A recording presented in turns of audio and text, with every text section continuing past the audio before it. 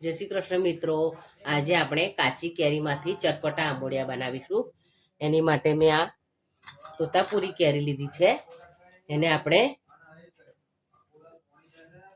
આ રીતે કટ કરી અને એને છોલી આ રીતે છોલી લઈશું આપણે। હવે આપણે એના કટ કરી અને નાના નાના પીસ કરી લઈશું લાંબા આવી રીતે। આ રીતે આપણે એને કટ કરી લેવાના છે। હવે આપણે એની અંદર અડધી ચમચી હળદર, અડધી ચમચી મીઠું ઉમેરવાનું છે અને મિક્સ કરી લેવાના છે।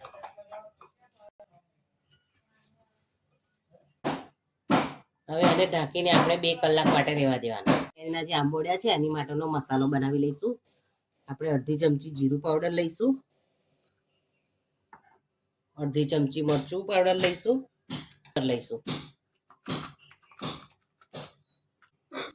આપણે મીઠું પણ ઉમેરી દઈશું અંદર અને હવે બરાબર આપણે એને મિક્સ કરી લઈશું। તો 2 કલાક પછી આપણી કેરીમાંથી મીઠાવાળું પાણી બધું નીકળી ગયું છે। હવે આપણે એને આ રીતે એક ખોલવાળા ઢાંકણ પર લઈ લઈશું અને એ બધું એને આપણે સુકાવા દઈશું। 1 કલાક માટે પંખા નીચે આ રીતે જ સુકાવા દઈશું। આપણા આંબોળિયા સરસ કોરા થઈ ગયા છે। હવે આપણે એમાં મસાલો ભેળવી દઈશું।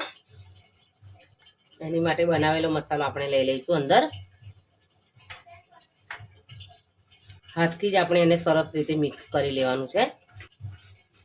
આ મિક્સ થઈ ગયું છે। હવે આપણે એને આ રીતે ઘરમાં સુકાવા દઈશું, પછી 2 દિવસ માટે તાપમાં સૂકવીશું। તો તૈયાર છે આપણા ચટપટા કેરીના આંબોળિયા। તમે જોઈ શકો છો કેવા સરસ તૈયાર થયા છે। આને તમે 12 માસ એરટાઇટ કન્ટેનરમાં ભરીને રાખીને એને જ્યારે તમને ખાવાનું મન થાય ત્યારે તમે એને લઈ શકો છો।